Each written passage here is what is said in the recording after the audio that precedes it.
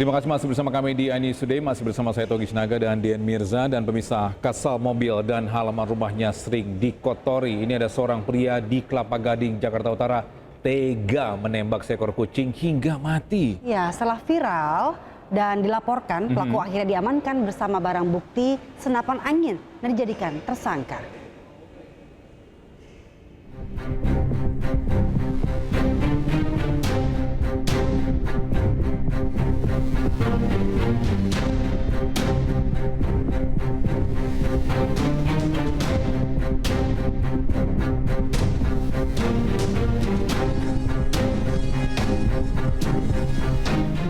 Pria yang menembak seekor kucing hingga mati di Jalan Kelapa Molek, Kelapa Gading, Jakarta Utara digelandang ke Polsek Kelapa Gading dan ditetapkan menjadi tersangka.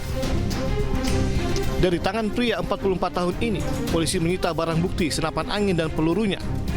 Dari hasil pemeriksaan terungkap, pelaku kesal lantaran mobilnya sering dicakar hingga tergores serta sering buang air di halaman rumahnya. Memang senjata itu tidak pernah dipakai, hanya disimpan, lalu mungkin karena adanya kucing yang sering kencing maupun tidur di mobilnya sehingga mobilnya kata tersangka itu menjadi lecet, lalu waktu menemukan kucing di depan rumahnya langsung ditembak dengan senapan anginnya. Untuk senapan anginnya tersebut tidak memiliki izin.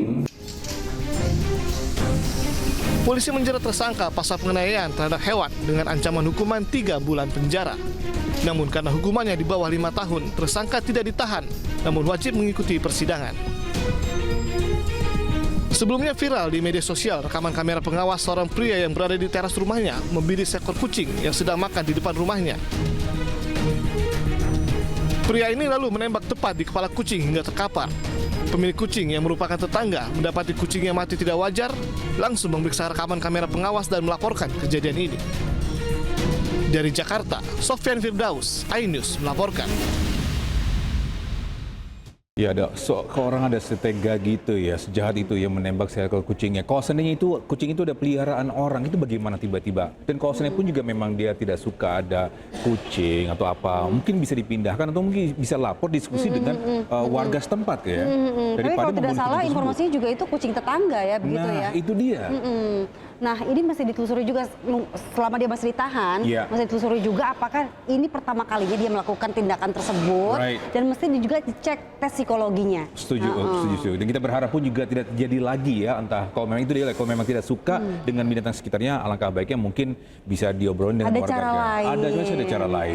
Baik, kita ke informasi selanjutnya. Ada seekor babi hutan berukuran besar masuk ke dalam masjid di Cianjur, Jawa Barat. Kejadian tersebut membuat panik warga sekitar. Ayo bagong, ayo bagong.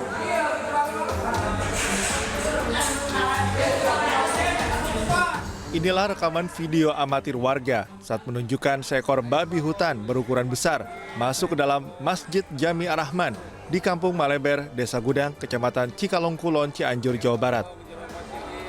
Babi hutan ini terlihat ketakutan saat pengurus masjid dan warga sudah mengepungnya.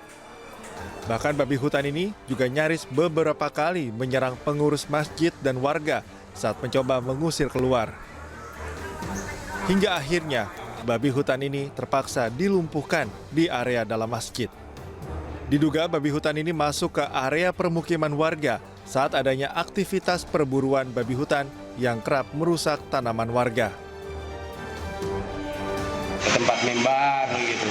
Nah, anak saya tuh ngasih tahu, Pak, babi gimana? Itu di dalam masjid gitu. Nah, saya kan enggak. Pas lihat di pintu, oh iya, kan nggak ada yang berani. Di sini orang udah banyak, cuman nggak ada yang berani masuk. Ya saya modal nekat gitu. Pasca kejadian ini, pengurus masjid dan warga setempat bergotong royong membersihkan area masjid, termasuk karpet dan sajadah, lantaran terdapat banyak kotoran babi hutan. Dari Cianjur, Jawa Barat, Muhammad Andi Ihsan, iNews melaporkan. Pemirsa, pencarian korban hilang akibat kebakaran Glodok Plaza Taman Sari, Jakarta Barat terus dilakukan. Pemirsa, kemarin fokus pencarian diarahkan ke lantai 8 gedung Glodok Plaza setelah sebelumnya Penyisiran dilakukan di lantai 6 dan 7.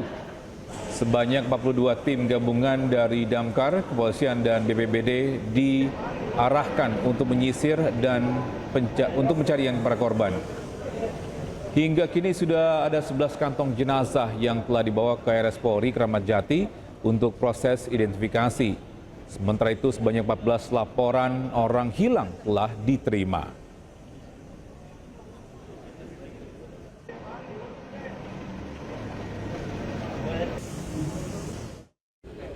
Misa keluarga salah satu korban kebakaran Glodok Plaza mendatangi lokasi untuk mengamankan kendaraan milik para korban ya. Langkah ini diambil setelah kendaraan tersebut viral di media sosial.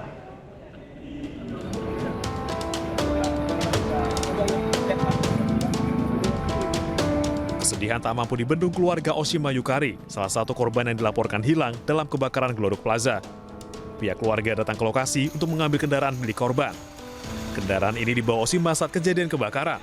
Keluarga membawa sejumlah dokumen resmi untuk memastikan pengambilan dilakukan sesuai prosedur.